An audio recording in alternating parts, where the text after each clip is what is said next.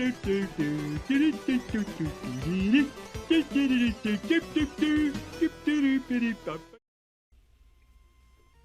for stopping by the channel. This is Racket Attack for the NES, developed by Tosei and published by Jaleco in 1988. I'm really not sure how to pronounce either one of those, so we're going to run with it. I picked this game up because it was only a couple bucks and I didn't have it in the collection. It also had a clean label, which is always nice, but I never played this one or even saw it before, so I figured I'd give it a try. I'm always interested to find something different for the NES, and this one actually works pretty well.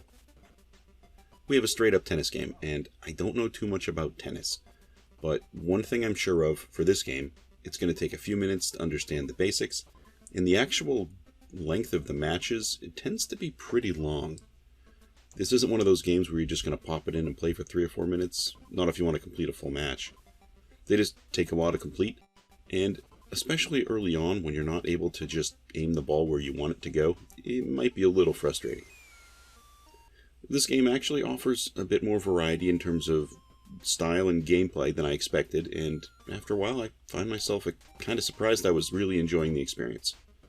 Something about really liking a new game on the NES. I don't know. Pretty happy about it overall. In terms of variety of the game, you can play in 1 or 2 player modes, and for a 1 player you can also play male or female. And we have a total of 16 different players that you can select, 8 for each gender.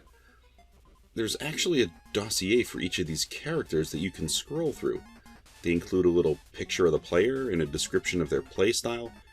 This is a really interesting detail I wasn't expecting. I was kind of impressed by it. You can also choose the type of court that you want to play on: grass, clay, or a hard court. Each different surface is going to have a different color, and it will cause the ball to behave differently when it bounces, which I'm assuming is like real life. There's a password feature in the game, which is always nice, but this one's a little awkward to get to. When you beat an opponent, you press start when the players are shaking hands and it'll give you a password. It's nice to get a password in any game, but it's a little awkward to get to this one, kind of strange. You serve the ball by pressing B, and when the ball is in the air, use the directional pad to aim, and A button to hit the ball. After the serve, the A button is generally going to be used for smashes and slices, and the B button is going to be used for more of a lobbed shot. Clearly this game is about timing and understanding where you need to position your player and when you need to press the buttons to swing. If you swing too early, you're going to slash the ball to the left, and if you swing too late, it's probably going to go to the right. Understanding the exact timing is really what you're looking for here. When you finally get the basic cadence down, you're at least going to get to be able to volley the ball back and forth, and this is certainly fun to do. But the goal here isn't to just go back and forth, it's to put the ball in a place where your opponent can't return it. And so far, I'm not very good at that. It took a bit of time to adjust to how the game operates, but once I adjusted, it was a bit easier.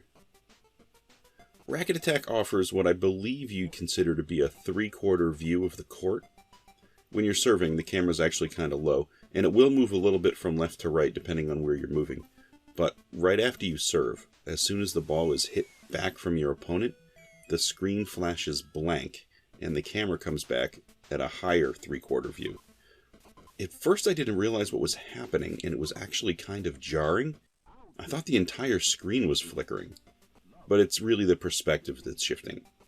I think you get used to this quick enough, but sometimes I'm having trouble adjusting to how the camera attempts to follow the ball as you're lobbing it back and forth. Sometimes it feels like it's moving just a bit too much. It's kind of jittery, and that's a little distracting sometimes. At first, I also didn't realize you could run up closer to the net. I was really just focusing on left to right, but you do get full reign across the court, like any tennis player would. I think the animations of the players is actually pretty good, like when you're serving or running around. It's not bad. I mean, they're definitely sufficient for an NES game, and probably better than I would have expected. Truthfully, I plugged this game in kind of thinking it was going to be nothing but a dumpster fire. I'm not sure why I thought that. Probably because I'm not into sports games for the most part. But I'm definitely pleased that this quality of game is higher than I expected. This is certainly playable. But once again, it is a longer game to play for sure. Matches are going to take a while, and if you don't mind that, and maybe if tennis is your thing, this game might be a thing for you too, I suppose. I mean, I'm going to play this one again because it's pretty good. Well, that's all I have today for Racket Attack for the NES.